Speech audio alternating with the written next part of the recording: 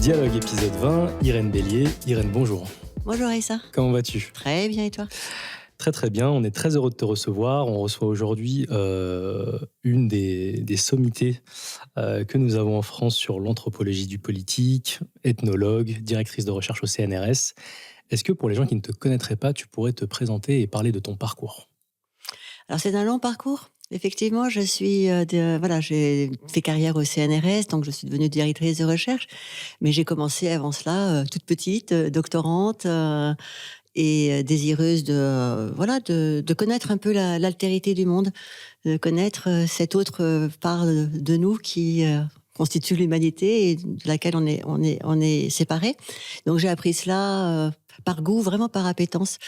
Le goût pour les autres, le goût pour la cuisine des autres, le goût pour ça me venait de mon éducation familiale, du parcours de mes grands-parents dans la France coloniale, qui avaient introduit beaucoup d'objets qu'on pourrait dire exotiques dans la famille, dans la maison, et qui m'amenaient à m'interroger aussi sur le sens des objets, les mots pour le dire, voilà. Donc j'ai ça qui me portait de manière très solide, très intime aussi. Et puis, j'ai fait des bonnes études, j'étais à Sciences Po, j'ai passé des concours administratifs et je ne suis pas rentrée au CNRS tout de suite parce que c'était un petit peu difficile de rentrer au CNRS. Donc, j'ai notamment fait des concours administratifs pour pouvoir subventionner mes études par moi-même. Et une des lignes de conduite pour moi, c'était l'indépendance. Être très indépendante de toutes sortes de choses, y compris des budgets familiales. Donc, travailler en passant ces concours administratifs, j'ai eu à la fois la possibilité de connaître la société française, l'État, la fonction publique, les codes qui nous gouvernent. Mais ce qui profondément me portait, c'était la recherche sur ce qu'on appelle aujourd'hui les peuples autochtones, mais à l'époque, c'était pas du tout connu. On parlait encore des ethnies. Je voulais être ethnologue depuis toute petite déjà, où je m'intéressais non seulement aux objets présents dans la maison, mais à la manière dont les autres mangent et consomment. La cuisine des autres était quelque chose pour moi fabuleux. Et donc j'ai fait différents parcours. J'ai fait donc Sciences Po Paris. Ensuite, j'ai passé un diplôme de l'école de l'Institut des hautes études d'Amérique latine parce que je m'intéressais à l'Amérique latine. Déjà, je voulais être ethnologue, mais j'avais une forme de compromis. Et notamment l'un des compromis qui m'a orientée vers quelque chose qui a été porteur était que je ne voulais pas travailler justement en Afrique ni dans un monde francophone pour échapper au regard porté sur le colonisateur, la colonisatrice en l'occurrence, parce que j'étais femme, mais en l'occurrence c'était pas très présent à cette époque. Et je voulais travailler dans une langue que j'aimais, qui était l'espagnol.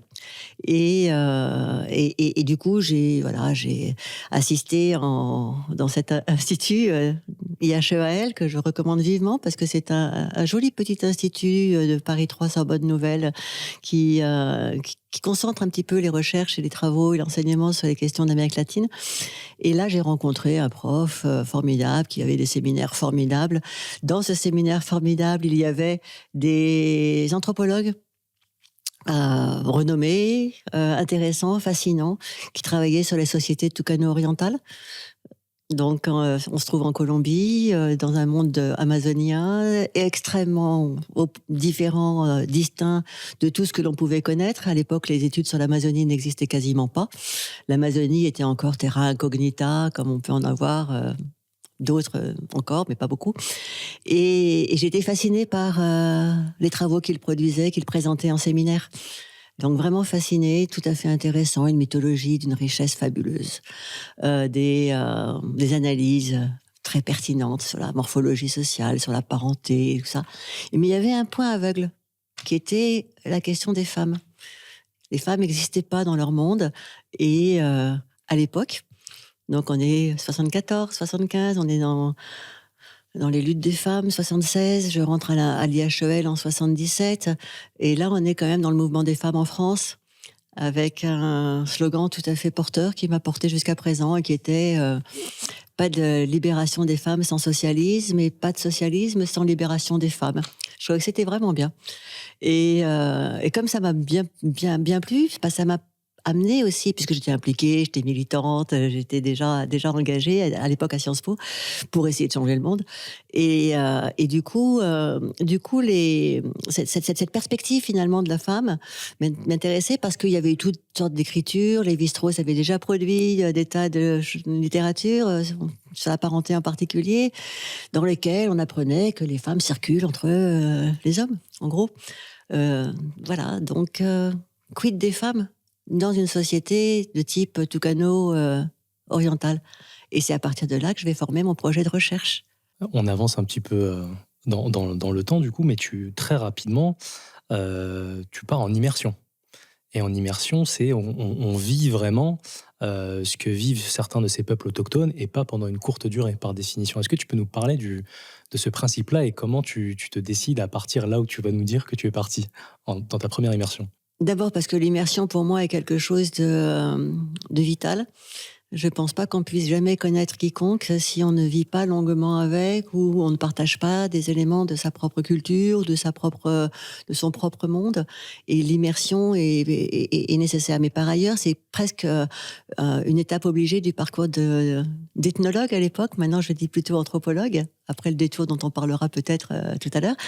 Mais l'idée, effectivement, est venant de très loin, d'une société plutôt occidentale, allant travailler sur les sociétés qu'à l'époque on disait exotiques. Et là, ce sont des catégorisations que je critique aujourd'hui. Mais le monde aussi a changé, peut-être pas de base, mais en tout cas de forme. Et la mondialisation s'est déployée largement.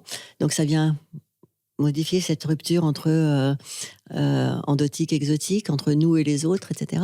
Mais enfin, en gros, le parcours de l'anthropologie, le parcours de l'ethnologue est vraiment de faire du terrain.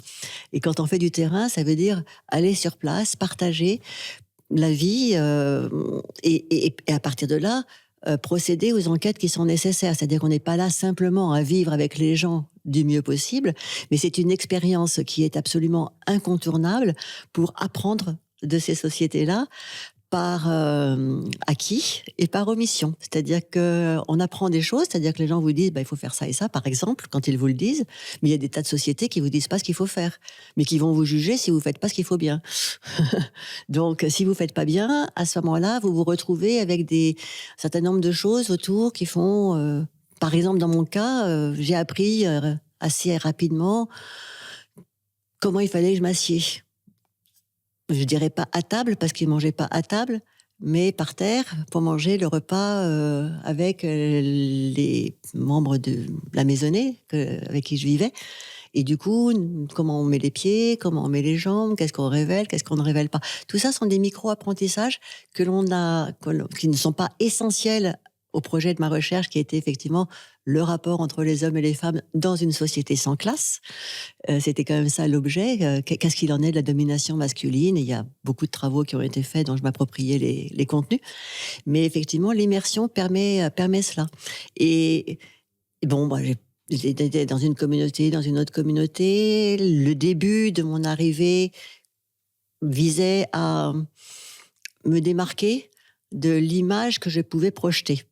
C'est-à-dire une gringa blonde aux yeux bleus, grande, qui ne correspondait pas déjà à la morphologie locale. Les gens là-bas, ils sont indiens, avec des cheveux bruns, lisses, petits, trapus, un peu enveloppés. Moi, j'étais mec comme un coucou, etc. Donc, j'avais 25 ans.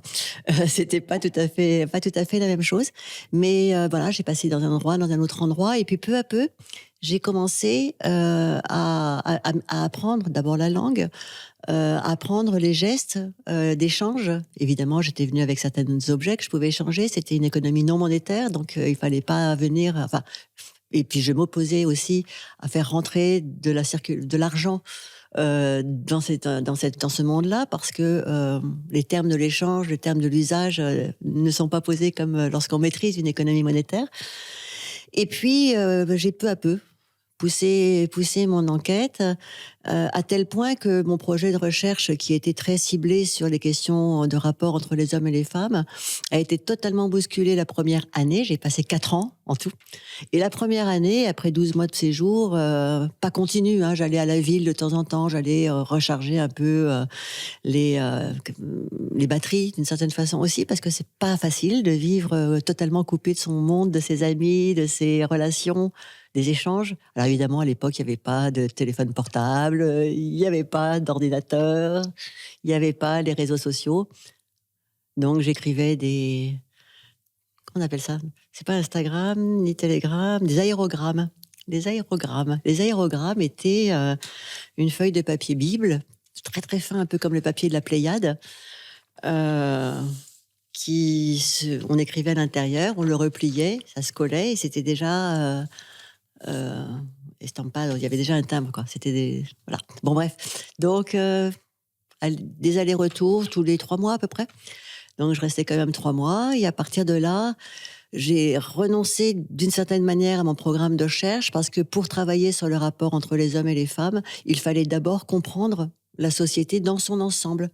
Une société amazonienne, le rapport avec la nature, les esprits, la langue, apprendre la langue, le Mahihunki, qui est une langue non écrite, qui n'avait pas été donc décrite non plus, ni analysée. Donc voilà, je m'imbibais de beaucoup de choses, j'observais énormément. En anthropologie, on parle d'observation participante. Donc j'allais au jardin avec les femmes, cultiver, planter, voilà, le manioc, les bananes, l'ananas, toutes sortes de choses. Et dans les gestes du quotidien, sans poser de questions, on apprend énormément de choses. Parce qu'il y a des choses qu'on peut faire, des choses qu'on ne peut pas faire, des plantes qu'on peut faire à tel moment, des plantations, etc. Et donc, on apprend. Et puis après, j'allais avec les hommes pour parler un peu plus, je sais pas, de la chasse, des rapports de parenté, de qui était qui dans le groupe. Et ça, les hommes avaient, comment dire, d'abord une certaine... Ils étaient déjà plus protagonistes dans les rapports avec l'étranger. J'étais une étrangère. Et parlaient plus facilement que les femmes qui sont plus réservées, d'une certaine manière. Et puis, en gros, je ressemblais pas à une femme Maïrouna. J'étais dans une espèce de hybride. Ni homme, ni femme, ni blanche, ni indienne, quelque chose, quoi. Et comment s'organise cette société sans classe, comme tu viens de le dire, au sein des Maïrouna? Est-ce qu'il y a des... Je pose la question de manière naïve à dessein, est-ce qu'il y a des chefs de... Je sais qu'on parlera de la question des termes tout à l'heure, j'allais dire chef de tribu, puisqu'on ne doit plus utiliser ce terme-là, mais est-ce qu'il y a des chefs au sein de ces communautés? Comment la société s'organise? Et c'est surtout ce que tu es venu observer, elle s'organise toujours autour des hommes, ces sociétés, en termes de domination. Bah, quand on réfléchit au schéma de domination, on peut poser effectivement le caractère dominant masculin, mais je ne dirais pas que la société s'organise autour des hommes, en particulier parce que, comme je travaille sur le rapport entre les hommes et les femmes, j'ai posé d'emblée l'enjeu de l'autre à l'intérieur de ce monde-là. Donc, en langue maïruna, le terme maï désigne l'humanité et ça désigne également l'homme. Et le terme méon désigne la femme. Donc, on peut voir qu'il y a une distinction dans la construction de l'humanité par le genre masculin et dans le rôle de la femme qui a quelque chose à voir dans la reproduction de la société.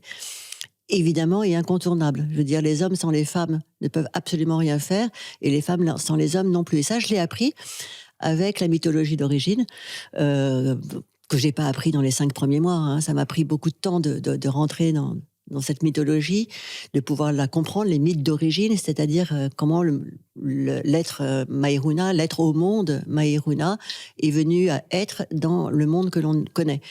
Donc, ça va de pair avec... je pourrais en raconter un petit bout, mais c'est pas forcément satisfaisant, mais peut-être que j'en raconterai un petit bout. Et donc, l'être au monde Maïruna arrive à exister, mais une des questions qui se pose assez rapidement entre les débuts, parce que j'ai recueilli un bout ici, un bout là, un bout là.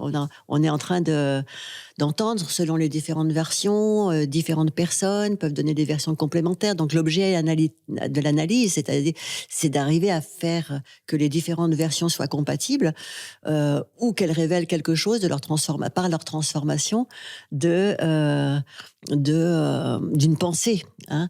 Donc, à un moment donné, donc j'ai beaucoup enregistré des histoires, ce que les Maïruna appelaient des Maïrinkeku-ai, donc des contes, on pourrait dire, des récits qui avaient différentes formes, différentes longueurs, et certains renvoyaient à des moments de l'histoire proche, notamment la période de l'esclavage, la période du massacre, du caoutchouc, etc., entre les années fin du 19e, 1870, 1912 à peu près, 1930 maximum, mais d'autres récits qui sont totalement atemporels, qui viennent à positionner le sujet terre, ciel, eau, forêt, homme, femme, et la question de la procréation est au centre de cette conception du monde.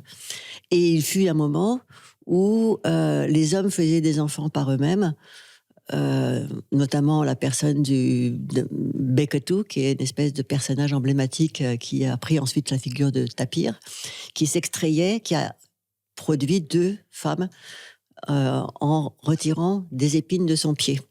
Bon, on a, dans la mythologie grecque, on a Zeus qui produit des enfants de la cuisse. Hein. Donc là, c'était un autre monde, mais en tout cas, la question était de ce que ce personnage Beketu a produit 2 filles, Tutu, le vent, et Nukeo, le tremblement de terre. Et le héros culturel s'est enamouré à un moment donné, voulait à un moment donné avoir une relation réelle avec ses femmes. Il faisait l'amour et tout avec des arbres, ça faisait très mal, il se faisait mal, c'était affreux, ça piquait. Bon bref, les femmes pendant ce temps-là, elles faisaient leurs enfants dans leur coin. Et elles faisaient des enfants en recueillant ce qui sortait de leur vagin dans une feuille qu'elles mettaient à mûrir. Et puis donc arrive ce héros culturel qui à un moment donné va épouser ces 2 filles, vent et tremblement de terre, va essayer effectivement de les pénétrer, ne peut pas les pénétrer parce qu'à l'époque les femmes avaient un vagin denté. C'est un mythe qui est extrêmement récurrent, cette histoire du vagin denté, qui d'ailleurs assied une partie du contrôle masculin sur le corps des femmes en extrayant par exemple, ces dents du vagin, par exemple, et ça peut donner lieu à excision et clitoridectomie. En l'occurrence, chez les Maïruna, ça donnait lieu à clitoridectomie. Et ce qui est très intéressant, c'est que avant qu'ils puissent la pénétrer, ils retirent ce vagin denté. Et là, c'est fascinant parce que c'est en retirant ce quelque chose qui, en Maïrinki, désigne un équivalent de petit pénis des femmes, va mordre la main, il va le jeter à l'eau. Et en le jetant à l'eau, ça va devenir les piranhas.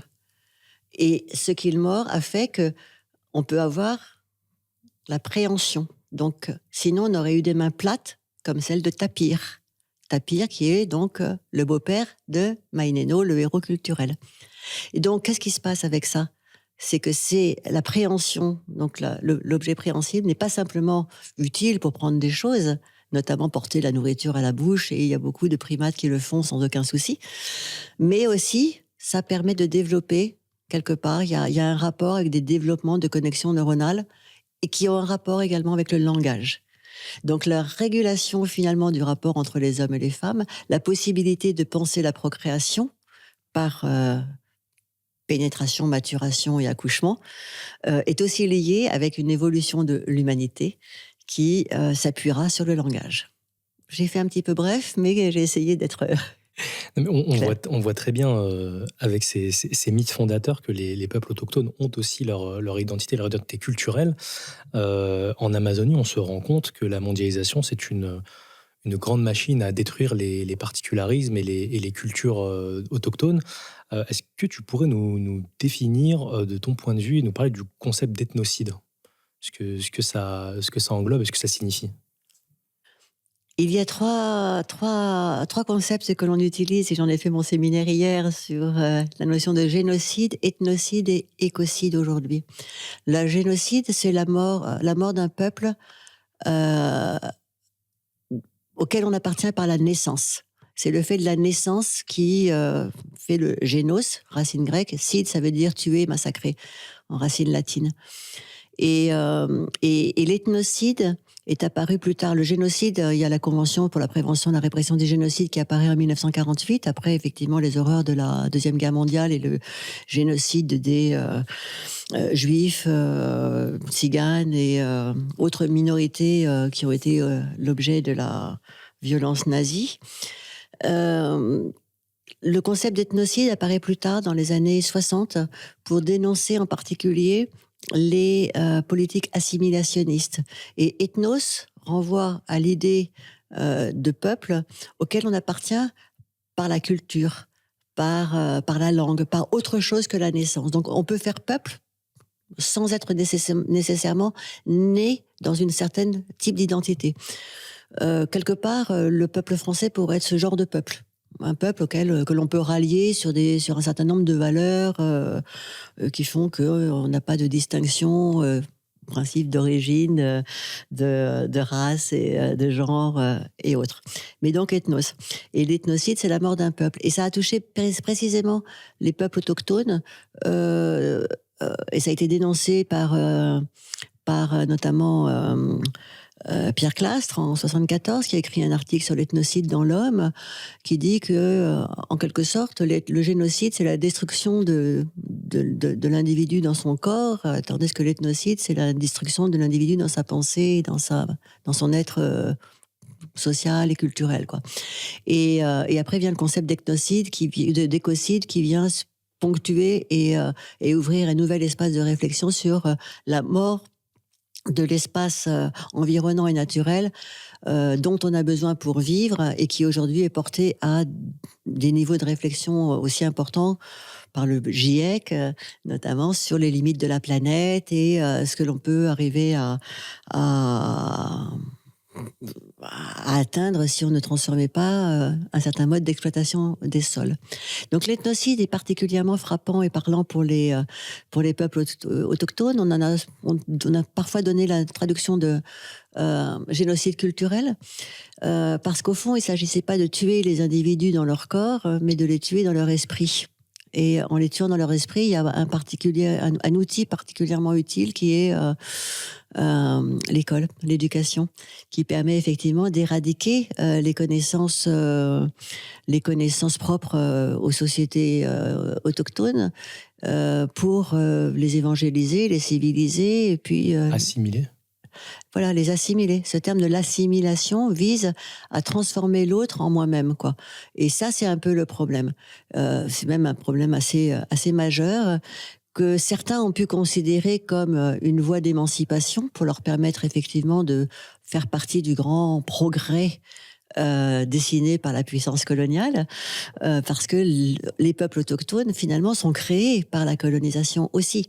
Et on a des exemples extrêmement précis, et le dernier dont on a parlé dans les médias aujourd'hui, c'est bien cette question des pensionnats autochtones au Canada, dans lequel des milliers d'enfants sont passés, ont été arrachés à leur famille, ont été mélangés entre peuples de différentes nations, de différentes langues, très loin de chez eux. Alors mélangés entre nations, mais coupés dans la fratrie. Donc la volonté effectivement de couper les liens, de faire que le jeune renonce à ce qu'il était par la naissance, pour en faire quelque chose par le destin, est au cœur des problèmes aujourd'hui. Donc, on pourra revenir, si vous le souhaitez, sur les questions de comment est-ce qu'on a révélé le problème et quelles sont les mesures adoptées aujourd'hui pour y faire face. Mais très récemment, donc, on a retrouvé un charnier avec les os de 215 enfants à Kamloops, d'une nation. Donc là, le pensionnat, il s'appelle Kamloops, mais je pense que le nom initial, c'est Teklumsekwepch. Donc, vous voyez, le mot, on a un de ces problèmes-là, c'est que les noms des peuples autochtones pour se désigner eux-mêmes ont été souvent considérés comme inaudibles, intranscriptibles, qu'il fallait donc ignorer. Donc ce mot un petit peu compliqué que j'ai essayé d'articuler est devenu Kamloops. Mais la nation est à côté. Et donc, voilà, on sait, 150 000 enfants y sont passés, entre 4 et 6 000 morts. On connaît les noms de 2800 simplement. Donc, il reste des charniers à explorer. Et surtout, d'une part, penser les traumatismes de ces générations qui sont passées par là. Et puis, penser également les responsabilités de ceux qui ont accompli ce geste de confier l'éducation, notamment à des religieux en particulier. Le processus des pensionnats autochtones a duré au Canada. Ça commence vers 1820, ça se met en place vers 1880 et ça a duré jusqu'en 1970. Et le dernier pensionnat a été fermé en 1996. Donc, vous voyez le nombre de générations qui a été touché par ça. Et donc, on sait 150 000 enfants, mais on sait que ça touche beaucoup plus la génération supérieure, les grands-parents, la génération des enfants et des petits-enfants. Donc, ça touche 5 générations à minima. Quelle est la situation, dirais-tu, aujourd'hui, actuelle des peuples autochtones? Je crois qu'on estime qu'il y a 90 pays aujourd'hui dans le monde qui ont des peuples autochtones. C'est à peu près, je crois, 300 millions d'âmes. En termes de droits politiques, quelle est la situation? Je crois que le texte le plus abouti, c'est la Déclaration des droits des peuples autochtones qui date de 2007, je crois. Ce qui est intéressant par ailleurs, je crois que les seuls pays qui s'y sont opposés, qui ont voté contre, sont les États-Unis, le Canada, la Nouvelle-Zélande et la Russie, je crois. L'Australie. Et l'Australie, pardon. Donc on voit bien qu'il y a quand même le poids de l'histoire qui joue encore dans ces pays. Quelle est la situation aujourd'hui politique en termes de droits des peuples autochtones? Alors, c'est une bonne question, un petit peu longue à répondre, donc On a le temps. on pourra prendre le temps. Donc, d'une part, sur les estimations des peuples autochtones, c'est important de signaler que on n'a pas de comptage exact des peuples autochtones. Donc, c'est plutôt depuis 25 ans fixé par les Nations Unies autour de 370 millions d'individus. Des contre-comptages auxquels on peut procéder nous amèneraient plutôt à 500 millions. Et surtout, ce qui est important de signaler, c'est que les peuples autochtones ne sont pas... la catégorie peuple autochtone n'est pas représentée dans tous les recensements du monde. Les Nations Unies ne font pas de recensement à l'échelle globale et donc ils dépendent des statistiques, des appareils statistiques nationaux. Et il suffit de prendre l'exemple français, la catégorie peuple autochtone ou même le nom des peuples autochtones susceptibles de ressortir de cette catégorie-là n'est pas inscrite.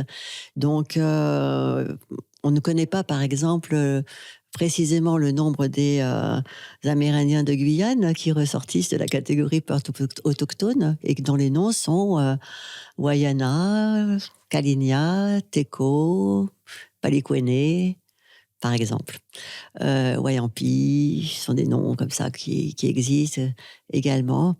Et donc, voilà, on ne les connaît pas. On sait un petit peu pour les Kanaks, parce qu'il y a eu un processus particulier dans le rapport entre la France, le territoire de la Nouvelle-Calédonie et le peuple kanak, à travers ce qu'ils appellent des événements qui ont été violents, qui ont donné lieu aux accords de Matignon puis de Nouméa, et la reconnaissance finalement de ce qu'il existe un peuple kanak.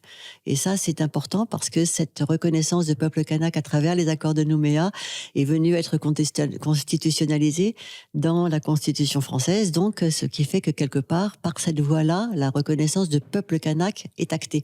Mais on n'a pas la même reconnaissance pour le peuple Wayana ou le peuple Kalinia ou Lokono, donc en Guyane française. Donc, première chose, les catégories n'existent pas partout, donc les possibilités de s'identifier comme telles n'existent pas partout. Ensuite, ce que l'on observe, c'est que entre le moment où les Nations Unies ont commencé à se préoccuper des questions autochtones sur la base d'une démarche, d'un mouvement autochtone sur lequel on reviendra peut-être plus tard, qui a commencé dans les années 70 et a abouti à la création d'institutions qui vont travailler à ce que j'appelle l'instruction du dossier autochtone. Au départ, il y avait que quelques pays reconnaissables comme par leur colonisation dite de peuplement. notamment les États-Unis, probablement l'Amérique latine, mais l'Australie. Et la question de colonisation de peuplement touche la France en Nouvelle-Calédonie, mais la France à l'époque ne se reconnaissait pas comme telle, quoi. C'est comme colonisation de peuplement probablement en Algérie, avant les événements d'Algérie. Et donc, quelque part, cette notion de colonisation de peuplement est bien plus actée dans les mondes anglo-saxons que dans le monde francophone. Et donc, entre le moment où ils ont commencé à réfléchir à ces questions-là et aujourd'hui, donc on est passé de quelques, peut-être dizaines. Il y a 35 pays qui répondent à un premier questionnaire et maintenant on a 90 pays et ça tient à la fois à une meilleure connaissance des situations autochtones et à un mouvement des peuples en question qui se sont organisés, ont formé, sont allés aux Nations Unies, ont produit leurs revendications, ont établi leurs raisons d'être, parmi d'autres qui sont venus et qui en sont repartis parce que le cadre juridique et le cadre de discussion des questions autochtones aux Nations Unies ne correspondait pas à leur désir de lutte, par exemple. Donc les questions juridiques sont assez complexes dans la mesure où on a à la fois le cadre colonial qui va venir à un moment donné transformer des personnes qui étaient à l'époque souveraines sur leur territoire en personnes qui sont dépossédées de leur territoire, de leurs identités et de leur destin, d'une certaine façon, mais qui ensuite vont évoluer sous les indépendances, les républiques, le changement des cadres. Donc quand on travaille sur les questions autochtones aujourd'hui, on est amené à réfléchir, enfin moi je postule qu'il faut réfléchir sur la colonisation d'une manière globale, mais en même temps, la colonisation francophone, hispanophone, lusophone et anglophone n'a pas les mêmes caractéristiques. Les cadres juridiques, la reconnaissance des droits coutumiers ou pas des droits coutumiers, la place ces populations colonisées à l'intérieur des espaces d'administration varient selon les modes de colonisation et il faudrait étendre cela également. Moi, j'étends la colonisation à la colonisation extra-européenne pour considérer qu'il y a des populations dominantes qui, à un moment donné, vont déployer des cadres vis-à-vis de populations qui deviennent minoritaires. Et ça peut concerner aussi bien l'Union soviétique que l'Afrique que la Chine. Mais l'Union soviétique comme la Chine ont hérité d'une politique stalinienne des nationalités produite en 1924 qui va aboutir à reconnaître, par exemple, des républiques autonomes autour de peuples qui peuvent à un moment donné être considérés comme autochtones, et ça va aboutir à produire une catégorie d'autochtonie plus tard, par laquelle en Union soviétique on va désigner uniquement les peuples en petit nombre, c'est-à-dire inférieurs à 50 000 personnes. En Chine, c'est une toute autre situation. Vous avez les Chaoshu-Minzu avec 54 Chaoshu-Minzu minoritaires et une majoritaire qui sont les Han. Et donc, vous avez 1,2 milliard de Han et 200 millions d'autres dites nationalités minoritaires. Donc, voilà.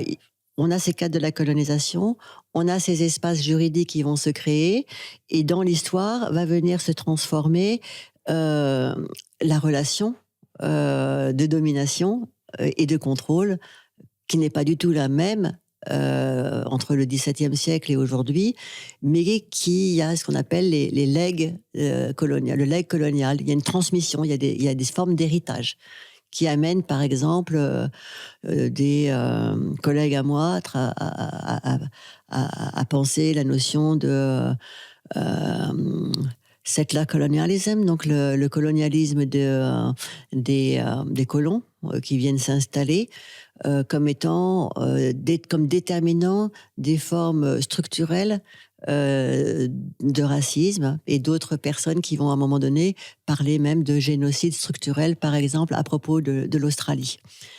Donc j'ai fait une grande étude comparative dans 4 régions du monde, 10 pays, avec évidemment une équipe de jeunes chercheurs tout à fait compétents, et ça m'a permis de dégager un certain nombre de variables permettant d'éclairer la nature des dynamiques que l'on observe aujourd'hui, sur la base de l'histoire, sur la base du droit, sur la base de la sociologie, de la démographie et notamment le problème du foncier, qui est un problème absolument commun partout, mais qui ne se présente pas sous les mêmes terminologies dans chacun des registres juridiques. Alors justement, il y a le lien est tout trouvé avec Avec l'étude des peuples autochtones, moi j'ai découvert le terme de terra nullius, qui est la racine de beaucoup des inégalités qu'ont vécu les peuples autochtones qui se répercutent aujourd'hui. Est-ce que tu pourrais nous parler de ce terme-là en termes.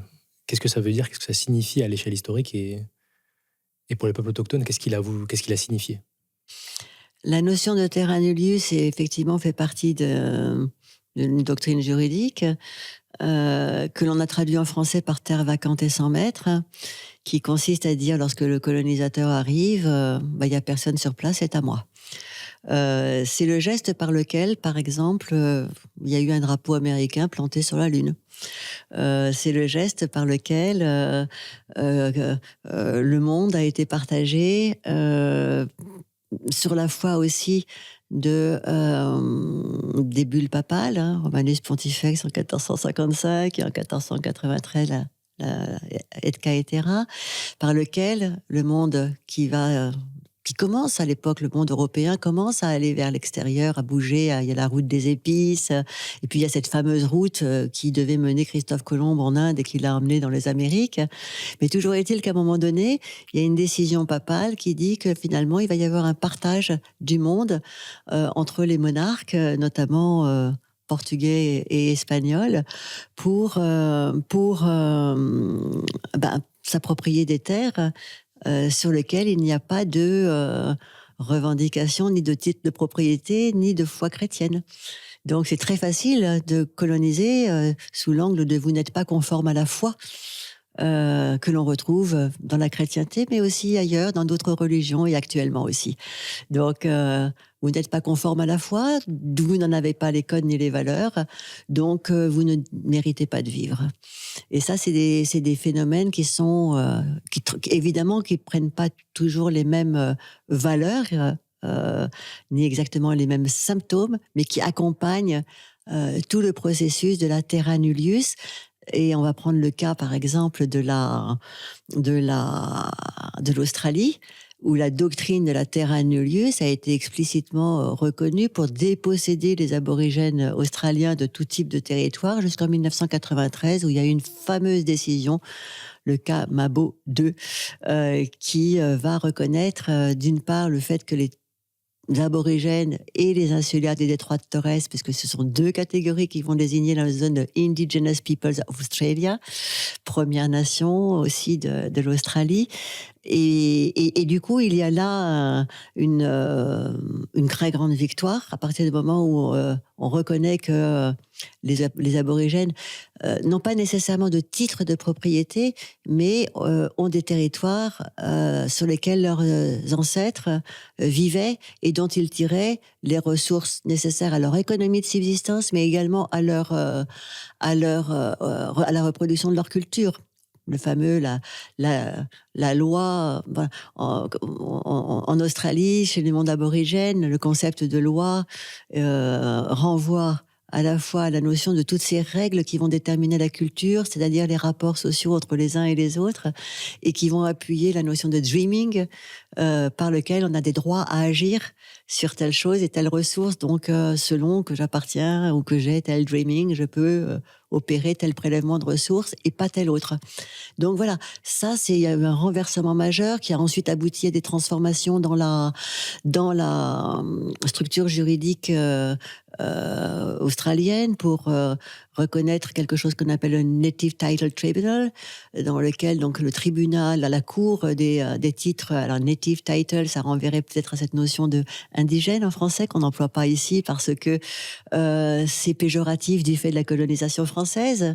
Et donc, moi je parle toujours de peuple autochtone parce qu'on reconnaît là des gens qui ont des droits et des droits équivalents et égaux à ceux des autres, tandis que dans le vocable français de peuple indigène, il y a aux populations indigènes, il y a cette idée de la différence vis-à-vis du colonisateur. Il y a des droits de seconde catégorie. Ce sont des peuples de seconde catégorie d'une certaine façon, qui n'ont en tout cas pas la même citoyenneté. Notamment les droits civils et politiques n'étaient pas les mêmes partagés entre les populations indigènes d'Algérie, par exemple, et les autres.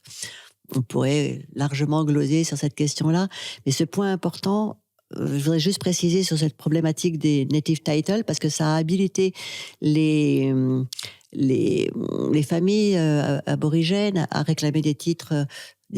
Il fallait à un moment donné démarquer. Donc l'État, c'est l'appareil statistique, mais c'est aussi la démarcation, la limite, les frontières, toutes ces choses-là, que les peuples autochtones n'ont pas nécessairement habitués qu'ils étaient à circuler sur des espaces et à réguler leur mode de rapport entre eux, soit par la guerre, mais aussi par d'autres rapports de partage et de connaissance des limites. Mais en Australie, ça a abouti à ce que les familles aborigènes viennent réclamer des titres ancestraux. Donc, il leur fallait montrer des évidences, des preuves de cette ancestralité. Et un des problèmes qui a été posé était que le tribunal demandait que les familles aborigènes contemporaines aujourd'hui de 1990 ou de 2000 vivent exactement de la même façon et sans rupture avec leur famille dite ancestrale.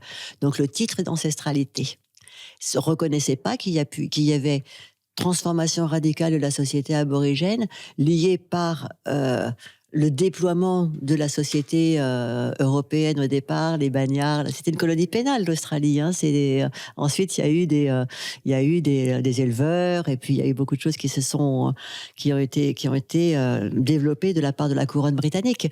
Mais donc, en gros, penser qu'il n'y a pas de transformation sociale ou culturelle qui ait pu être opérée, c'est assigner les aborigènes à une situation d'ancestralité intouchée, ne leur permettant pas, par exemple, ni de porter des lunettes, ni d'utiliser les téléphones portables aujourd'hui. Donc, c'est quelque chose d'absolument intolérable, qui a d'ailleurs été fortement contesté. Mais ça posait comme ce souci de la preuve. Comment est-ce que vous pouvez, le tribunal disait, comment est-ce que vous pouvez prouver que votre famille était sur tel morceau de territoire à tel moment et dans telle année?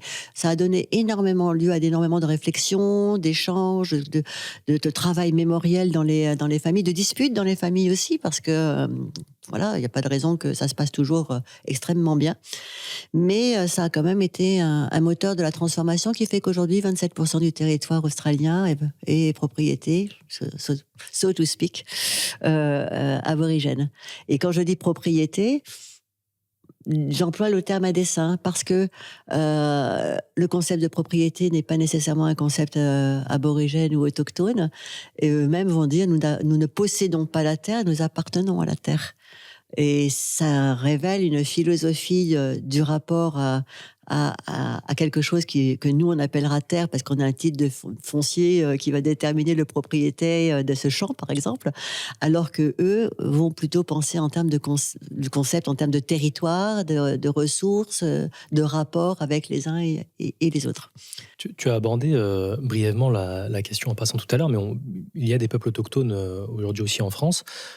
Comment la France se comporte dans les institutions internationales et en termes de droit international sur les questions relatives aux peuples autochtones? La France a été partie prenante des négociations sur la Déclaration des Nations Unies sur les droits des peuples autochtones, qui était ce document phare que tu as mentionné au début de l'entretien, passé en 2007, mais qui a été négocié pendant 25 ans avant que ça puisse être adopté. Et la France a été à ce moment-là présente et assez active en termes de participation aux négociations. Alors, il y a un triple jeu là qu'il faut penser. Il y a le fait que la France est un État souverain. Il faut penser également que la France est un État souverain avec des colonies d'outre-mer ou des possessions d'outre-mer, lesquelles possessions d'outre-mer ne relèvent pas toutes du même registre juridique. Hein. Il y a les collectivités d'outre-mer, il y a les territoires d'outre-mer, il y a les pays d'outre-mer, il y a des formes juridiques distinctes. Et puis, elle fait partie de l'Union européenne. Donc, les décisions internationales qui engagent l'Union européenne supposent d'être à la fois soutenues par les États membres de l'Union européenne, mais aussi par l'Union européenne elle-même, en tant qu'entité disposant de cette représentation et cette identité-là à l'international. Donc ça a amené à des négociations internes aux pays dans l'Union européenne et des négociations plus particulières avec les pays du Conseil de sécurité, auquel appartient la France également, avec le Royaume-Uni, la Chine, l'URSS et les États-Unis. Donc là, on est dans les héritages de la guerre froide ou de la Seconde Guerre mondiale. Et il y a également cette ce partage d'un territoire d'outre-mer qui fait que la France actuellement ne se considère pas comme une puissance coloniale, mais pourrait être considérée comme telle au regard de ses possessions d'outre-mer. Cela nous amène à une autre scène de débat qui se passe aux Nations Unies, mais pas sous la scène de discussion des droits des peuples autochtones, qui est le comité des 24, le comité de la décolonisation. Euh, et les Kanaks, et notamment la Nouvelle-Calédonie, via les Kanaks et le FLNKS, ont sollicité l'inscription de la Nouvelle-Calédonie sur les territoires à décoloniser. C'est pas les peuples que l'on décolonise, ce sont les territoires que l'on décolonise. Tout ça dans une vision de la souveraineté Intéressante distinction. étatique. Oui. Oui, et tout le cadre de la décolonisation, voilà, la déclaration 1514 de 1965, etc., fait que voilà, on décolonise des territoires d'où se retire la puissance coloniale pour laisser place à un nouvel État indépendant qui disposera de sa souveraineté pleine et entière par les voies qui lui sont propres.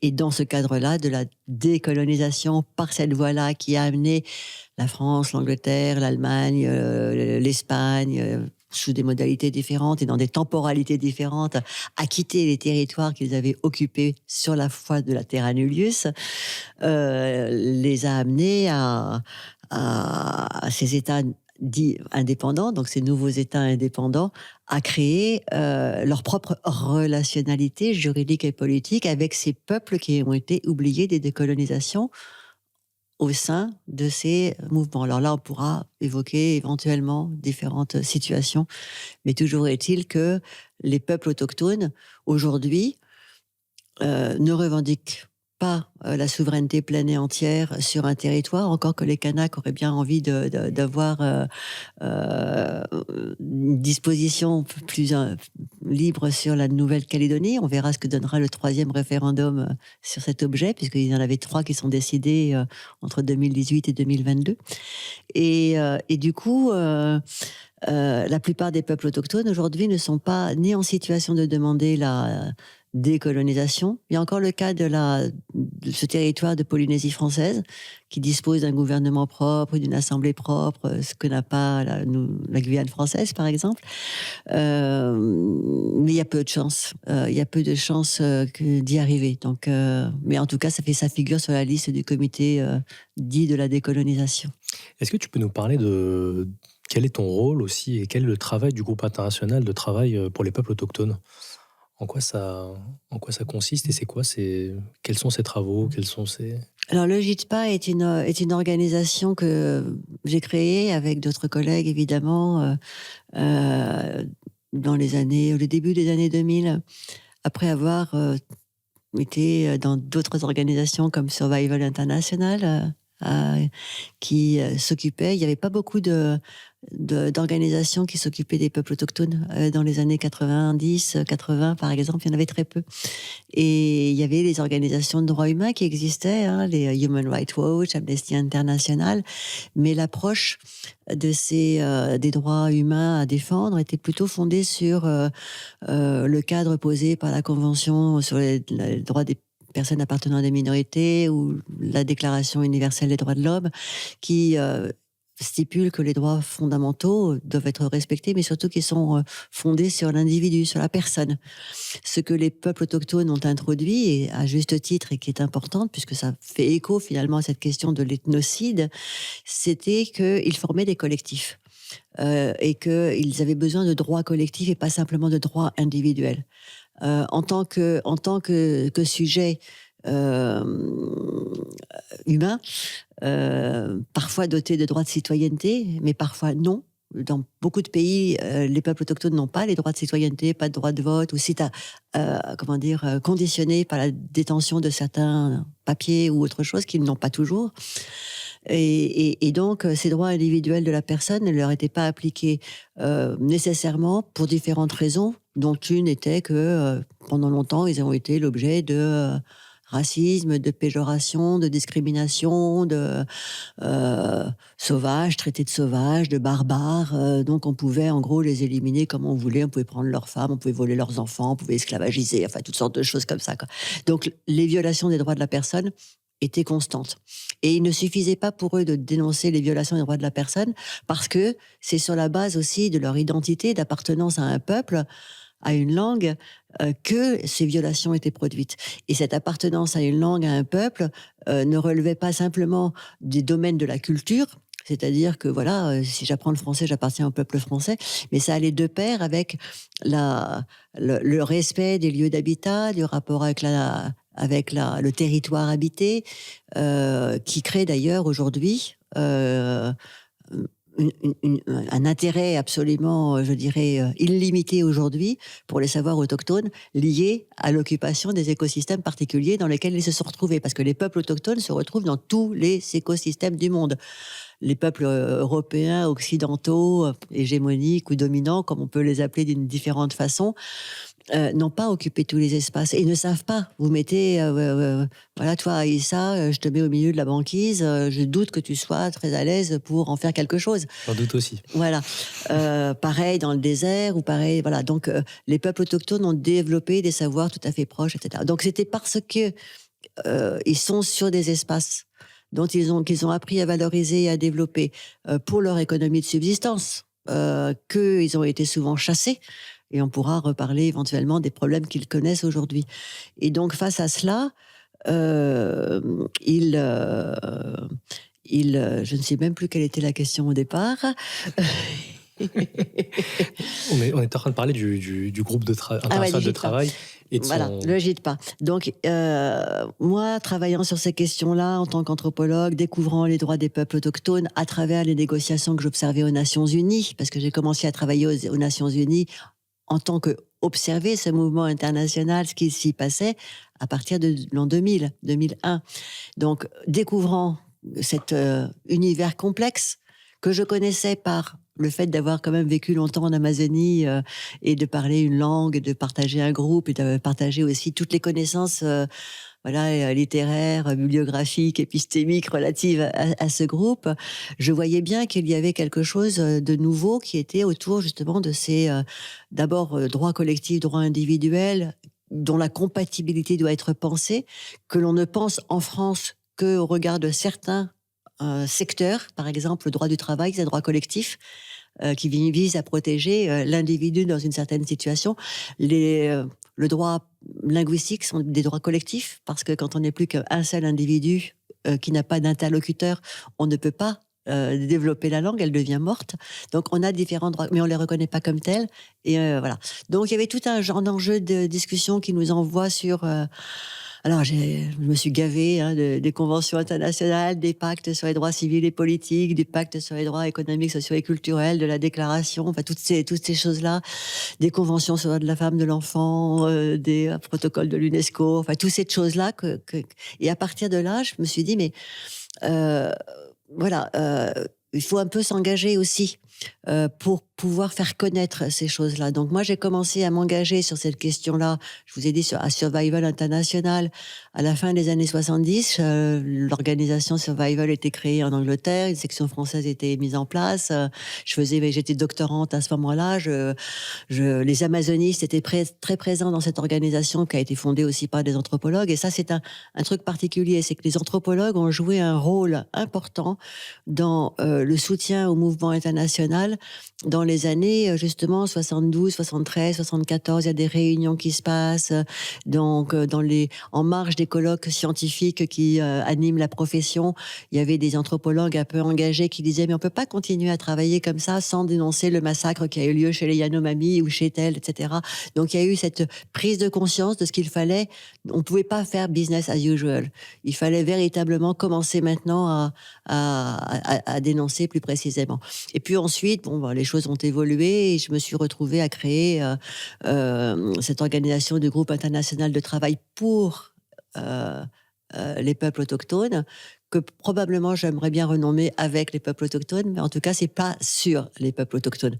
Parce que on travaille plus sur.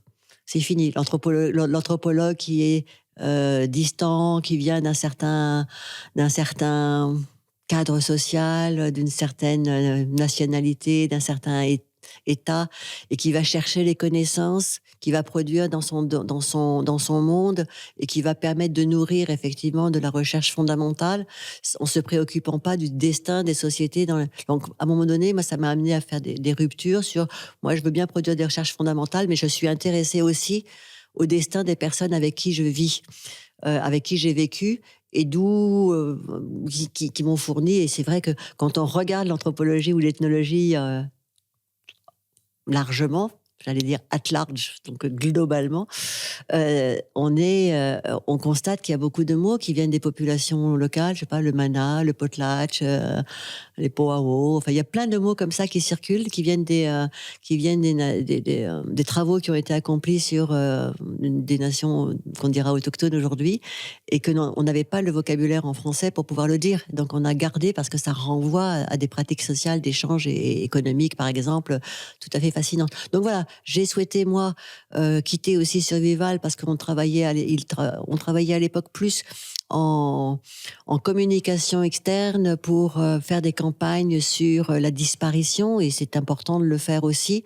Mais moi, à l'époque, je me préoccupais de mettre en évidence le fait que les peuples autochtones, dont je rencontrais les représentants aux Nations Unies, parce qu'il y a des réunions régulières et j'assistais à ces réunions 2 fois par an, eh bien, ces peuples autochtones, ce sont exactement des gens qui sont devenus des acteurs politiques, dont il s'agit de reconnaître la parole, la pensée, l'agir, le décrire, le connaître, et que ça représentait quelque chose de significatif que d'avoir l'émergence d'un nouvel acteur politique en droit international d'une part, sur la scène internationale d'autre part, au moment où se transforment un certain nombre de choses relatifs aux États, relatifs aux entreprises et relatifs à la société civile. Ce sera ma dernière question sur ce sujet, mais tu as dit un terme qui m'a fait penser à cette question, c'est business as usual. Avec le contexte actuel de crise mondiale, de coronavirus et d'autres crises de terrorisme, est-ce que tu n'as pas la crainte que quelque part les droits des peuples autochtones passent encore plus en arrière-plan qu'ils ne le sont ou qu'ils ne l'ont été, et que finalement les États qui n'ont pas envie de faire d'efforts sur l'avancement de ces droits-là se disent bah, c'est business as usual, justement. Je pense qu'on assiste à ce genre de choses. De facto, les droits des peuples autochtones sont extrêmement menacés, comme je trouve que les droits humains sont aussi très violés aujourd'hui, beaucoup plus que on ne pouvait l'espérer de cette triple décennie qui nous a permis de construire vraiment un édifice assez solide autour des droits humains, et qui a commencé à être mise à mal à partir du début du XXIe siècle. Voilà. Bon, on ne va pas travailler précisément sur la date de 2001, mais il y a quand même un petit signe qui En se septembre. présente à ce moment-là. Voilà. Et donc, les droits des peuples autochtones sont à la fois, d'une certaine manière, conquis et affirmés pendant cette période-là. Donc en 2007, c'est la Déclaration des droits. En 2014, il y a une feuille de route qui résulte d'une conférence mondiale des peuples autochtones organisée par l'Assemblée générale des Nations unies à la fin de la 2e décennie sur les peuples autochtones. Donc il y a une feuille de route pour que les États l'appliquent. Donc on sait ce qu'il faut faire. On sait, on a même des cadres juridiques, c'est même des choses opposables, mais on voit que ça freine, y compris dans les régions où les peuples autochtones sont reconnus comme tels. Parce que dans la question de la reconnaissance, on n'en a pas encore parlé, mais tous les peuples, les États concernés par une présence autochtone ne reconnaissent pas des peuples autochtones comme tels. Ils peuvent dire, moi, j'ai pas de peuple autochtone, j'ai une minorité nationale. Donc, je vais pas appliquer le cadre des droits des peuples autochtones parce que ça ne correspond pas. Donc, il y a une question de mauvaise volonté politique, il y a une question d'identification, et puis il y a une question de rapport de force. Et aujourd'hui, ceux qui sont les plus, je dirais, menaçants sur les droits des peuples autochtones, ce sont à la fois les contradictions aux législations internes qui font qu'on passe des législations qui ne respectent pas les droits, et donc l'objet droit individuel, comme la conditionnalité des droits dont parlait l'Union européenne, par exemple, dans les années 93, On voit qu'elle est assez flottante et qu'elle n'est pas toujours respectée, et que finalement on est prêt à parler de conditionnalité des droits et puis finalement de passer des contrats dans lesquels on sait que les droits vont être violés, avec un certain nombre de grands opérateurs nationaux et entrepreneuriaux, industriels mondiaux. Donc ça, c'est un problème qui vise à savoir quelle est la place. Est-ce qu'elle est secondaire ou est-ce qu'elle est tertiaire ou est-ce qu'elle est inutile des droits. Moi, je considère qu'il faut continuer de considérer que les droits sont importants, qu'il faut les défendre, notamment parce qu'à partir du moment où ils sont reconnus, ça ouvre des outils de litige, d'aller devant les tribunaux, de pouvoir contester et par la jurisprudence de faire avancer. Et il y a certaines choses qui ont été avancées. On a reconnu des territoires autochtones, on a démarqué des zones, on a redonné à des communautés qui étaient propriété privée d'entreprises industrielles qui s'étaient déployées sur leur territoire. Et on a expulsé les entreprises en question, la terre a été redonnée. Ça se passe au Paraguay, ça se passe en Bolivie, ça se passe dans différents pays. Donc ça, c'est le point important. Mais ce qui, je crois, le point le plus prioritaire, c'est d'arriver à comprendre qu'il n'y a pratiquement aucun domaine, et ça, je l'ai appris vraiment tard avec les autochtones, il n'y a absolument aucun domaine du monde intellectuel, du monde technique, du monde politique et du monde juridique qui puisse ou qui devrait être indifférent aux questions des droits humains et des droits des peuples autochtones. Ils sont absolument concernés partout parce que c'est un groupe de peuples, un groupe de population qui est qualifié aujourd'hui par sa marginalité, par sa vulnérabilité, par le fait d'avoir été non pas les vaincus de l'histoire, mais les trahis, quelque sorte, de l'histoire, parce que des traités qui ont été passés et qui établissaient une relation de nation à nation n'a pas été respectés, mais ne bénéficient pas de ces cadres de protection du droit international. Et donc c'est pour ça qu'il fallait que la déclaration rentre dans le droit international et que les outils du droit international, les organes du droit international se préoccupent, connaissent les situations. Et de ce point de vue-là, je pense que l'on avance. Après l'adoption du document final et de la déclaration des Nations Unies, l'ensemble du système des Nations Unies, les 42 agences qui la constituent, les programmes, les fonds, alors le FNUAP, le Programme alimentaire mondial, le PNUD pour le développement, le PNUE pour l'environnement, l'UNESCO, l'OIT, l'OMS pour la santé, l'ONU-FAM, enfin ouais, toutes ces différentes agences qui opèrent dans les différents pays du monde, soient sensibilisés à ces questions-là. Et c'est pas simplement sensibiliser à la différence pour reconnaître qu'ils sont autre chose ou qu'ils ont des biens, choses singulières, mais c'est comprendre profondément. Si je développe un programme pour les enfants de manière à ce qu'ils soient scolarisés et ne souffrent pas de la faim, par exemple, alors il faut que je pense que les enfants autochtones sont dans une situation particulière. Et c'est quoi la situation particulière? Par exemple, les enfants sont très très loin de l'école.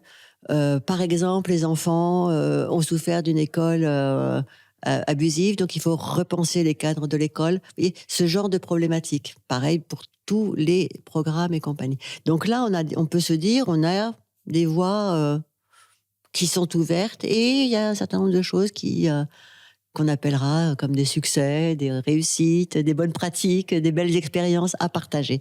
Et puis, on est quand même animé par énormément d'inquiétudes, énormément de peur, énormément de souffrance, parce que on n'a jamais assisté à autant d'assassinats de leaders autochtones, hommes et femmes, que depuis que les droits sont reconnus, que les accords de paix ont été passés en Colombie, qui auraient normalement dû amener à résoudre un problème de violence qui affectait grandement les autochtones. Et on assiste à des choses qui sont extraordinairement problématiques et qui n'ont rien à voir avec l'être autochtone, mais qui ont tout à voir avec le contrôle de la planète, où lorsque vous avez une liste d'organisations terroristes qui est produite par un certain pays, on pourrait prendre les États-Unis par exemple, dans l'orbite des pays qui veulent suivre ou être amis avec les États-Unis, eh bien un certain nombre d'organisations vont être déclarées comme terroristes. Alors ça continue de s'inscrire dans une lutte contre le communisme qui est présente. Donc il y a plusieurs types de terrorisme. terrorisme. Il y a évidemment le terrorisme islamique, ou islamiste plutôt, j'en sais rien quel est le meilleur terme à employer. Il y a le terrorisme dit communiste. Il y a toute forme de terrorisme, mais enfin c'est autour de ces deux schémas-là de qualification que sont employés. Et on assiste à des choses qui sont absolument surréalistes, comme par exemple, il y a maintenant 3 ans, en 2019, je crois.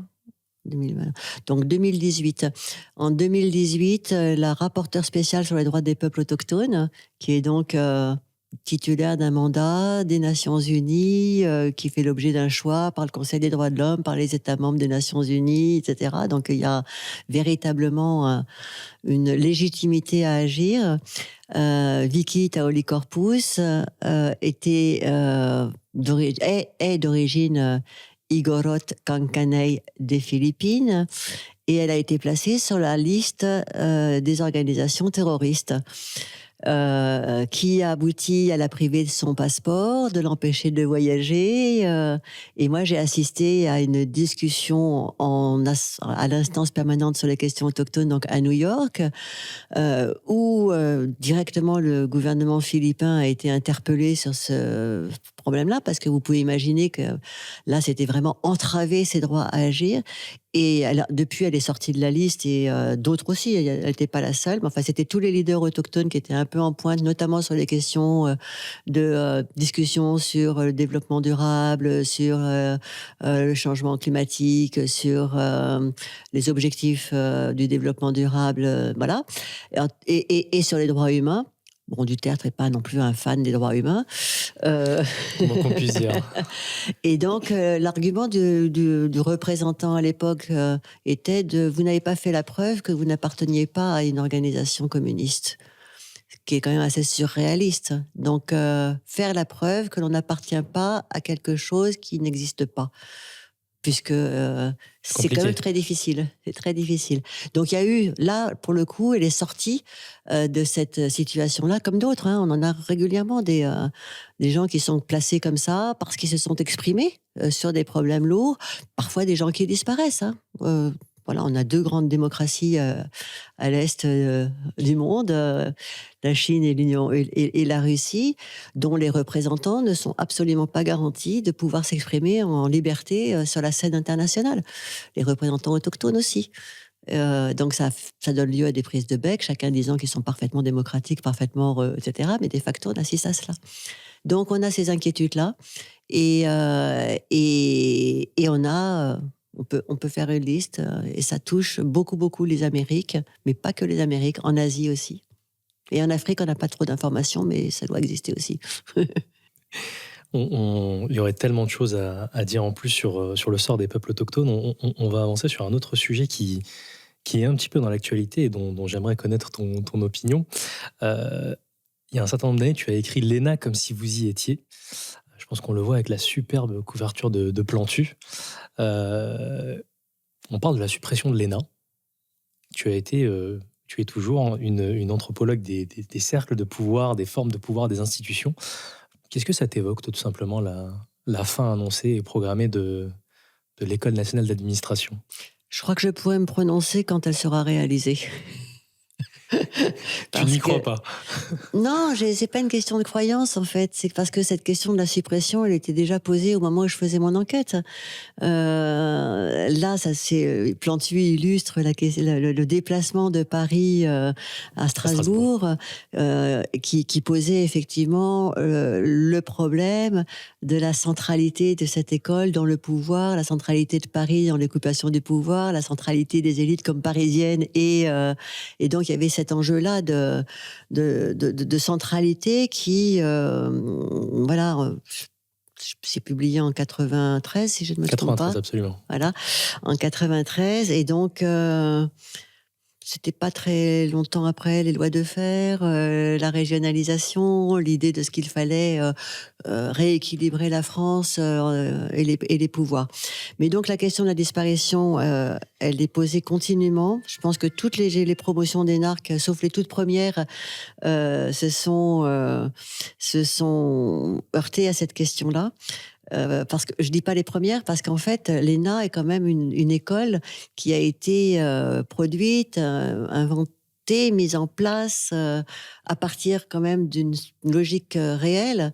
Donc, elle sort de la pensée de Debré, qui était associé à De Gaulle, qui disait qu'il fallait quand même faire dans la résistance, parce que les élites gouvernant le pays avaient quand même failli intégralement dans la collaboration avec Hitler, l'appareil nazi, et que cette faillite-là des élites françaises, elle était liée à un mode de recrutement qui était d'appartenance à des bonnes familles, euh, notamment était décrite, et je pense que je l'ai appris lors de cette enquête, là encore en immersion. J'ai quand même passé 4 ans à l'ENA, en commençant par suivre les concours, la passation des concours, en suivant leur formation, en faisant les stages avec eux, en étant dans les séminaires avec eux, en rédigeant avec eux, enfin vraiment l'observation participante,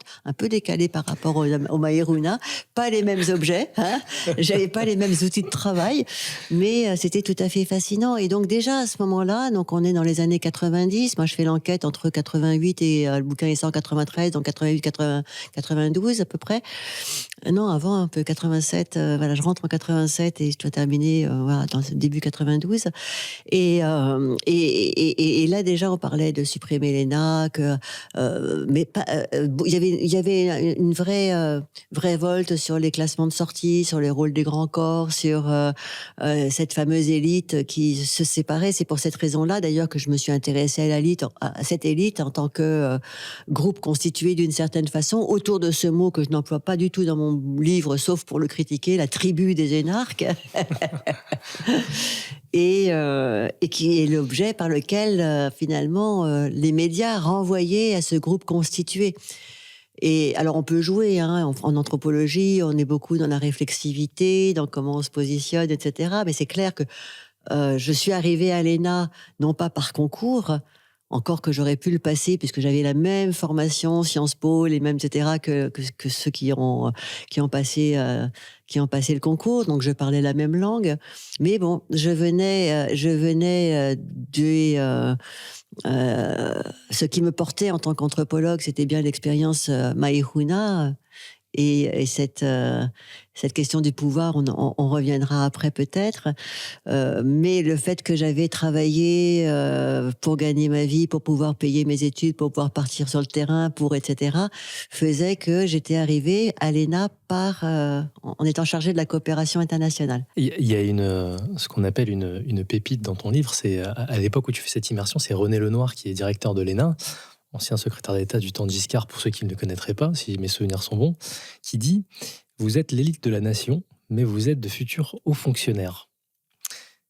Vous êtes taillables et corvéables à merci. Ne vous conduisez pas en moine soldat, soyez honnêtes et rigoureux, observez votre devoir de réserve, n'ayez aucune négligence de comportement, soignez votre style, soyez ponctuels, très vite vous serez des formateurs vous-même.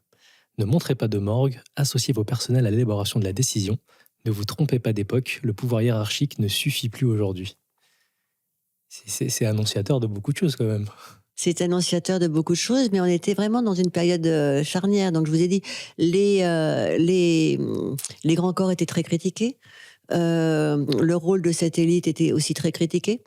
Mais ce que j'essaye de montrer, donc je montre effectivement ces éléments de la critique, et Lenoir était un des personnages qui était conscient de cette possibilité ou de cette existence, réalité d'isolement des élites vis-à-vis du corps français, non pas de la République, mais vis-à-vis de ce qui est attendu. Et donc, il y a toute une discussion dans ce livre que je fais autour de la notion d'intérêt général, de service public, à une époque où ce qui était en question, c'était surtout la passation des élites formées par la République à grands frais, quand même, d'une certaine manière, qui allaient ensuite dans les entreprises, qui rachetaient la pantoufle, ce qu'on appelait la pantoufle, etc. Donc, c'était ça, cet enjeu de, finalement, une école pour rien, pour quoi faire ? Une école pour quoi faire ?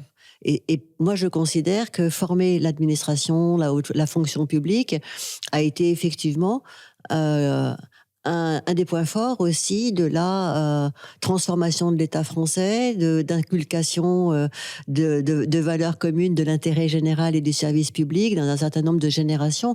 Mais après, il y a des héritages qui passent par-dessus la guerre et qui remontent au Moyen Âge, d'une certaine manière, sur ce qu'on appelle les grands corps de l'État, qui sont héritiers des corporations de métiers, et les grands corps de l'État qui occupent des positions clés à l'intérieur de l'espace étatique, qui sont des véritables forteresses. Et ces forteresses-là,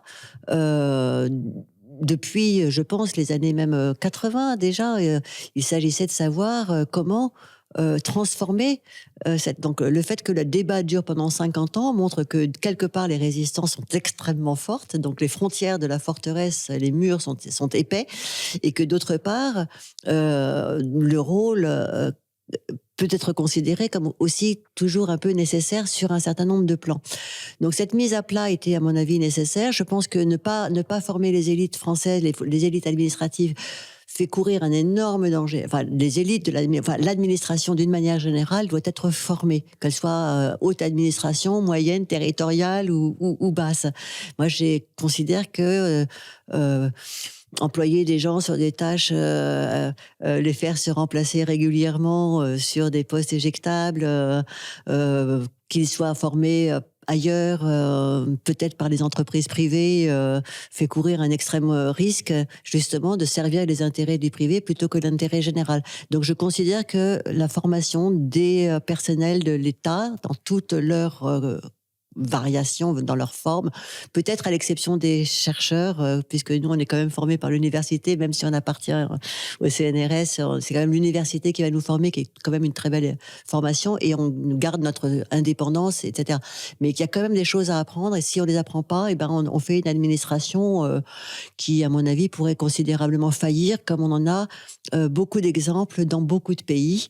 Je parlerai pas de l'administration renouvelée aux États-Unis par le spoil system, de l'administration corrompue dans un certain nombre de pays que l'on connaît, parce que les personnes ne sont pas bien payées, donc la corruption est une voie d'entrée toute réglée.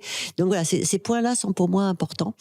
J'ai pas été consultée pour cette opération-là, même si la BBC m'a rappelé en me disant qu'est-ce que vous pensez de la position de Macron, machin. J'ai parlé.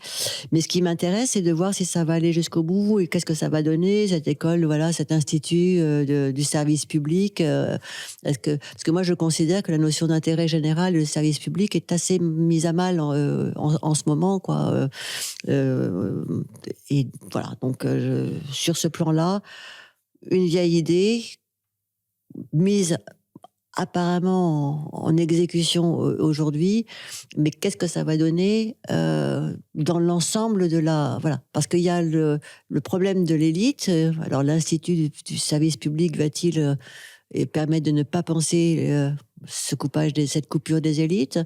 Est-ce qu'il va y avoir véritablement toute la formation de la fonction publique, donc, ou est-ce que ça doit être je ne sais pas, moi, une forme plus des instituts régionaux d'administration, je ne sais pas.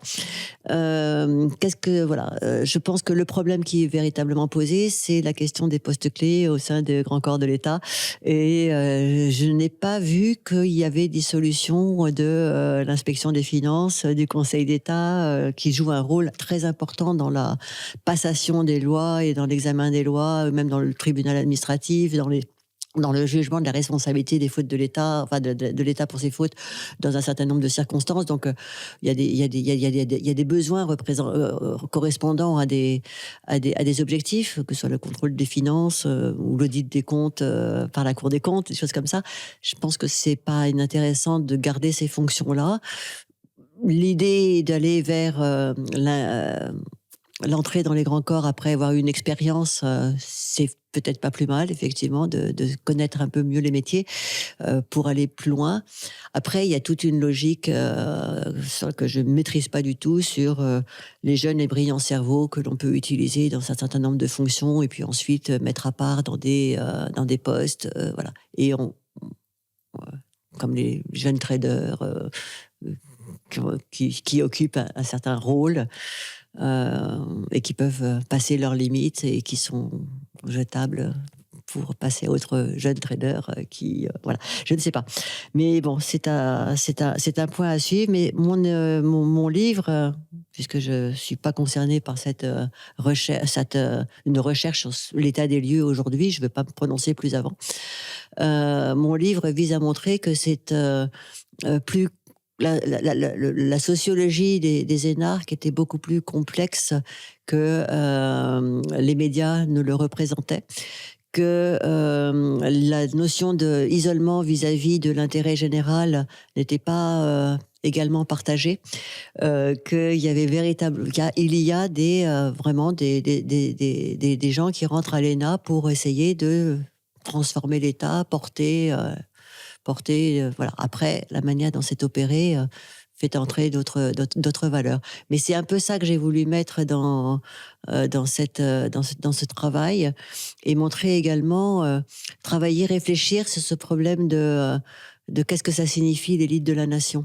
Est-ce que signifie le terme de nation? Qu'est-ce que signifie le terme d'élite? Quel rapport de représentation et quel rapport de transformation? La question qui a porté ce bouquin, c'était comment est-ce qu'on transforme une personne ordinaire en un chef? Et donc l'idée, c'est qu'il y a plusieurs personnes ordinaires qui rentrent dans cette école, et qui y rentrent par la voie du mérite et pas par la voie. Ils n'ont pas acheté leur diplôme, ils ont pas corrompu les jurys. Ils ont véritablement des compétences intellectuelles, analytiques, réelles. On suivra ce que ça donnera, cette annonce Voilà. de suppression. Mm. Une dernière question qui vient un petit peu en fil rouge. Ce que j'ai envie de te demander, c'est après une vie de recherche, d'immersion dans les cercles de pouvoir auprès des peuples autochtones, on n'a pas eu le temps d'en parler aujourd'hui, mais dans les institutions européennes, quel regard tu portes sur, finalement, au sein de notre société, on a par rapport à l'altérité? Quel est, ton regard en tant, pas tant que directrice de recherche ou qu'anthropologue, en tant qu'humaine? Comment tu estimes que la société a évolué depuis que tu as commencé ta carrière en termes de notre approche face à l'altérité? Est-ce que ça va plutôt dans le bon sens? Est-ce que ça s'est détérioré? Quel est ton ressenti? Je ne sais pas précisément répondre à cette question du bon sens. Le ressenti est on a vraiment changé d'échelle de monde, quoi. Quand j'étais toute jeune, vraiment l'altérité, elle était vraiment assez radicale. On était en gros blanc ou noir, homme ou femme, religieux ou laïque. On avait comme ça des espèces de paradigmes assez, des formes de clivage et des formes d'opposition qui étaient assez nettes, que l'on pouvait retrouver dans différents endroits. J'ai un peu passé ma vie à brouiller les frontières, à effacer ces clivages, à essayer de montrer que dans le religieux, tout n'est pas forcément à jeter, même si j'ai pas forcément travaillé précisément sur ces objets-là. Mais que du côté laïque, il y a aussi des éléments de croyance que on peut reconnaître. Et donc voilà, aujourd'hui, on est dans un état du monde où voilà, il faut prendre la mesure de ces transformations de la mondialisation qui sont pas toujours toutes négatives. La mondialisation industrielle qui fait qu'on fait de la délocalisation et qu'on va prendre les ressources là pour les transformer là et faire travailler à très bas prix des enfants dans tel endroit, ou des hommes ou des femmes, etc. Ça, c'est un problème effectivement voilà, d'économie de la mondialisation qui peut être dérangeante. Mais il y a et évidemment critiquable. Mais il y a aussi dans la mondialisation énormément de choses qui passent par voilà, la circulation des personnes, la circulation des idées, quelque chose que j'ai commencé à découvrir à travers justement cette étape de l'Union européenne, quand on est passé de la communauté à l'Union européenne, le grand marché, etc., où il y avait la question de la circulation des quatre, hein, les biens, les personnes, les idées et les capitaux. Et donc cette notion de circulation, je l'ai commencé à la découvrir dans les années 90. C'est à ce moment-là aussi qu'on commence à parler de mondialisation. Ensuite, on s'aperçoit que tout ne circule pas de la même façon, quoi. Les idées peuvent circuler très vite dans la démocratie, ça arrêter aux frontières des dictatures. Les capitaux circulent très bien, mais indépendamment de certaines logiques de contrôle. Les personnes circulent moins bien. La question des migrants est évidemment au cœur du sujet.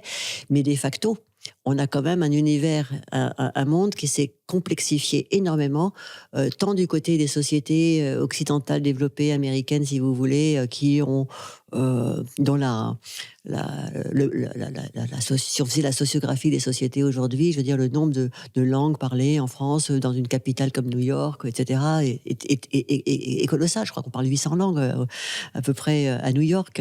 À Paris, on n'a pas fait le calcul, mais j'avais fait le calcul à un moment donné pour Évry. Il me semble qu'il y avait au moins 64 nationalités et langues qui pouvaient se développer lorsque mes enfants étaient à l'école. Donc, cette diversité-là existe, elle est réelle, on peut la rencontrer, on peut la valoriser, on peut l'apprécier. Donc, l'altérité là peut changer aussi de forme, puisque on n'est plus dans la situation voilà, du persan qui va à la cour et qui est présenté. L'être personne. Voilà, on n'est plus dans cette situation-là décrite par Montesquieu, appréciée par Montaigne. Voilà, il y a tous ces éléments-là de l'altérité. Mais après, la question, c'est la reconnaissance de l'autre comme égal à soi, avec qui je peux m'allier, que je peux accepter, avec qui je peux partager des choses lors de la fête, de la convivialité, ou que je peux mettre de côté, ostraciser, racialiser. Et aujourd'hui, évidemment, les débats sur...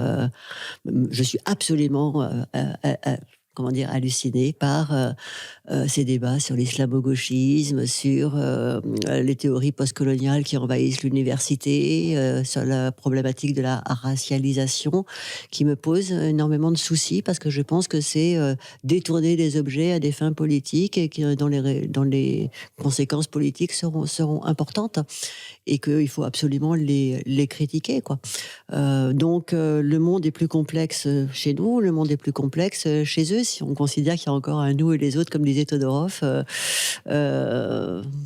célèbre linguiste, j'ai beaucoup apprécié les travaux, et qui a publié ce livre Nous et les autres en 92, quelque chose comme ça, au moment du 5e centenaire de la conquête des Amériques, parce qu'on ne dit pas découverte, on dit conquête des Américains. Donc bref, les mondes autres sont aussi des mondes qui se sont complexifiés, c'est-à-dire que par exemple, à un moment donné, s'il pouvait y avoir une présence blanche dominante française, par exemple en Algérie, ou anglaise au Kenya, ou je sais pas quoi, quelques journalistes aventuriers qui passaient par là et là, et aujourd'hui il y a beaucoup plus de monde, hein. Il y a des Chinois, il y a des autres Africains, il y a les Russes, enfin bon, il y a vraiment une beaucoup plus grande, beaucoup plus large circulation. Ce qui ne signifie pas toujours, voilà, ni l'égalité, ni la fin du racisme, malheureusement aussi dans ces sociétés-là. Mais il faut quand même qu'on prenne la mesure de ce qui s'est passé là. Moi, je me souviens quand je partais en Amazonie, par exemple, ben, il fallait que je négocie auprès de la banque la possibilité de sortir, à l'époque, 5 000 francs pour vivre un an. J'avais pas le droit à plus, c'était contrôle d'échange. Il fallait que je les sorte par en liquide, parce que évidemment je pouvais me faire voler, donc il fallait que je les sorte sous un truc qui s'appelle les traveler checks, qui obligeait à aller à la banque pour les changer. Évidemment, il n'y a pas de banque en Amazonie, donc il y a des choses comme ça. Tout ça, ça a changé considérablement notre monde. Et aujourd'hui, je parle avec les Maïrouna sur WhatsApp ou sur Messenger, donc ces réseaux sociaux viennent changer considérablement. Donc on n'a pas fini de prendre la mesure de ces échanges, mais on n'est pas devenus des êtres parfaits, flottant dans un univers de contradictions réconciliées, de diversité acceptée continuellement dans toutes les circonstances. Mais on pourrait développer beaucoup. Mais l'ouverture est là, j'espère. Enfin, je voudrais y croire surtout. Parce que la fermeture fait peur. Fermeture, c'est les camps, c'est l'enfermement, c'est les uniformes, tout ça. Ça fait très peur. Et ça, je ne veux pas le voir. Ni pour mes enfants, ni pour les suivants, ni pour vous. C'était le mot de la fin. Irène, ce moment pour te remercier.